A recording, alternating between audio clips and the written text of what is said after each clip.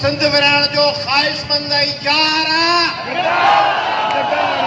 जेको कराची कमेटी जो यार जेको बेट विरण जा मंसूबा जोड़ींदड़ उन्हनि जो यार जेको कारूंजर खपाईंदड़नि जो यार पाणीअ ते सिंध जे कारूंजर ते सिंध जे जबलनि ते सिंध जो माण्हू जेको जंहिं पार्टी में आहे जिते भी आहे हिन काज़ ते क्लियर आहे पीपल्स पार्टी में हिन काज़ ते क्लियर आहे उहो बस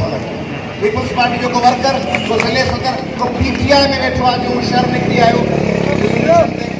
पीपल्स पार्टी पीटीआई जो ईअं जेकॾहिं पीटीआई जो को माण्हू चवे त हीअ ज़्यादती आहे ज़ुल्म निकिरी अचे उहो बि असांजो जमा इस्लामी जो निकिरी अचे उहो बि असांजो आहे सिंध जे इशूज़ ते जेको क्लियर आहे उहो असांजो हीअ सिंध असांजी आहे सिंध खे ॿिए हिसे में कोन खणी आयो आहे पाकिस्तान बि असांजो आहे पाकिस्तान खे ठाहींदड़ रेज़ोल्यूशन पेश कंदड़ सिंध असेंबली आहे GM सैयद साहब पर करारदाद पेश कई पाकिस्तान जो फाउंडर अहमद अली जिन्ना साहब बि आयो हुन सां GM सैयद साहब बि गॾु आहे ऐं पोइ पाकिस्तान जे जेका दिफ़ा जी लड़ाई जमहूरियत जी उहा रसूल बख्श पली जे लड़ी हुई फाज़िल राहू लड़ी हुई बेनज़ीर भुट्टो लड़ी हुई सियासी जी तहरीक में उहा का ॿिए के माण्हू कोन थी लड़ी हुई कि इस्लामाबाद में लाहौर में कराची में पाकिस्तान की आमरीत के खिलाफ लड़ाई जो कमांडर रसूल बख्श पली जो हो फाजिल राहू हो बेनज़ीर भुट्टो हुई महराज मोहम्मद खान हो फतेहाब अली खान हो मौलाना फजलुर रहमान उन वक्त MRD में हो गौस बख्श बिजंजा हुआ ये सब माण्हू जमहूरियत लाइ विढ़िया हुआ तंहिंजे करे इहे कोन्हे त ॿियनि जे टपड़नि ते असीं चऊं पिया त असां इंसाफ़ टपड़ ई असांजा आहिनि बल्कि असांखे त चवणु खपे त पाकिस्तानी सॼो असांजो आहे छा आहे जेको ॾींदो आहे घर पंहिंजो ॾाढो कोन पियो चवंदो आहे पीउ पियो चवंदो आहे हीउ घर मूं ठारायो आहे हीउ घर मूं ठारायो आहे हीउ ज़मीन मूं वरिती आहे ज़मीन सॼो ॾींहुं न ॿुधाईंदा आहिनि हीउ सिंध पाकिस्तान सिंध त ठाहियो आहे असांखे चवणु खपे त पाकिस्तान जा मामा असी आहियूं तव्हीं महिमान आहियो तव्हां ते महिरबानी करे असां ठाहियो असां आहे पर ठीकु आहे भाउ रहियो तव्हांखे बसि व्यवहार कंदासीं तव्हां सां सुठो हलंदासीं कराची और सिंध इमरान खान चवंदो इमरान खान साहब फरमाते हैं मुगल बादशाह है ना फरमाते हैं खान साहब फरमाते हैं अंदरून सिंध के लोग आगे कराची में उठानी चाहिए गलत बात है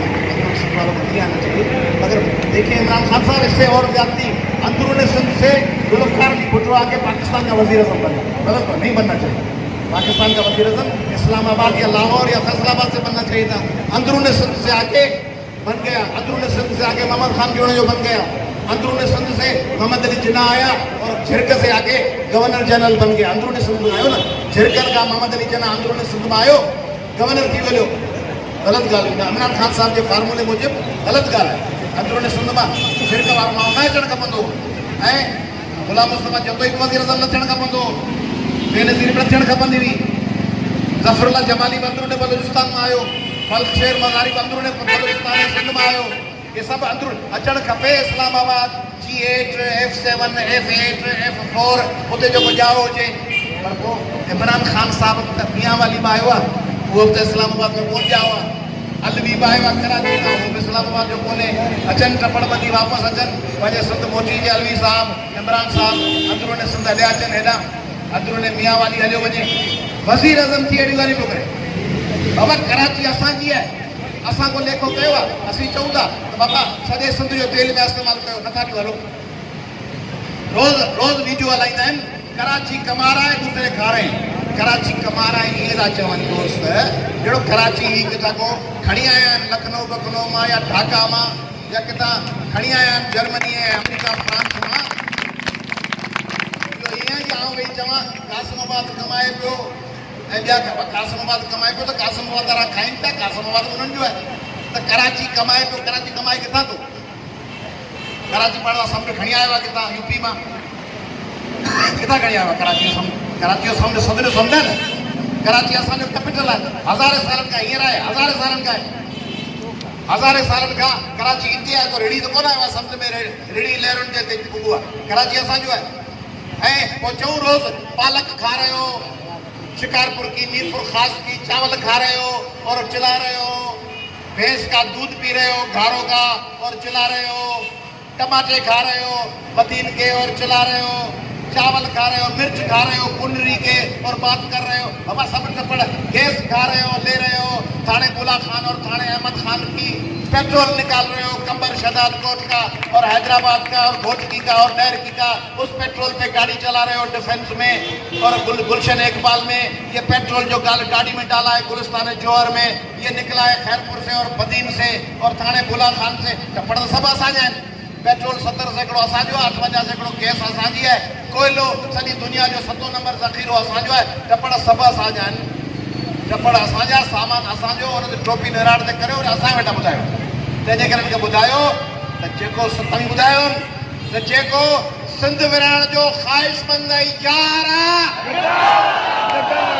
जेको कराची कमेटी जो यार आहे,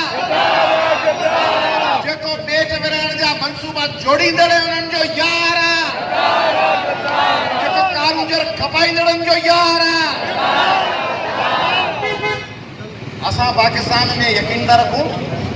गॾियल मुल्क वॾा हुअणु खपनि। 22 करोड़ पाकिस्तानी असांजा भाउर आहिनि, पर 2 भाउरनि जो लेखो 4 कमरा आहिनि, 5 कमरा आहिनि मुंहिंजे घर में, पर जेको मुंहिंजो कमरो आहे, मुंहिंजो हंधु आहे, उन ते मुंहिंजो चाचो अची सुम्ही रहे। हिकु ॾींहुं सुम्हणु ॾींदोसांसि, जंहिं ॾींहुं चवंदुसि चाचा तुंहिंजी होॾां खत पई आहे, तूं महिरबानी करे होॾां वञी सुम्ह। तंहिंजे करे ही घरु आहे, हुन में जेको ही कमरो आहे उहो हिन घर खां पुराणो आहे। ही घर जा ठही ई कोन हो, तॾहिं ही जेको कमरो हो सो हज़ारे सालनि खां इहो वतन हो। ही घर पोइ ठहियो आहे, वेठो हो ई इहो कमरो। तंहिंजे करे हुन कमरे सां छेड़छाड़ न कयो, हुन कमरे सां गड़बड़ न कयो। हुन कमरे सां छेड़छाड़ कंदो, कमरो जेका उभी काठी आहे इहो कमरो आहे, हिन उभी काठीअ ते कमरे जी छित बीठी आहे। इन जी काम में इन जी उभी काठी लुॾी त घर फैको कंदो। तंहिंजे करे कमरे सां छेड़छाड़ बंदि कयो। इहो असांजो हज़ारे सालनि जो वतन आहे। ऐं पीपुल्स पार्टी ज़रदारी साहब, हाणे उहो चाचो हो हिकिड़ो झूनो, हुनजी ज़बान त नथो ॻाल्हाए सघां। चाचे जी वीडियो पई हली न, जे अदा असां तो असां सां हीअं करे छॾियो आहे। तंहिंजे करे ज़रदारी साहब तो असांजा लाह मटे छॾिया, ॿेड़ी ॿोड़ी छॾी अथई। पर हाणे उहो भेनरूं बीठियूं आहिनि, भाउर नौजवान बीठा आहिनि, नौजवान में सफ़ा साले नौजवान, जेके हुननि खे ख़राबु ॻाल्हियूं नथा ॿुधायूं। तो चाचे पोड़े जी वीडियो हली हुई त तो हीअं करे छॾियो आहे, असांजी ॿेड़ी ॿोड़ी छॾी अथई। तंहिंजे करे ईअं न कर ज़रदारी साहब, रहम कर, मरी वेंदासीं सभु। ॾिसो जीएम सेठ साहब आहे कोन्हे, नसरुल फरीद साहब आहे, में तोहफ़े में सिंध जूं सीटूं ॾेई आया आहिनि गिलगित में।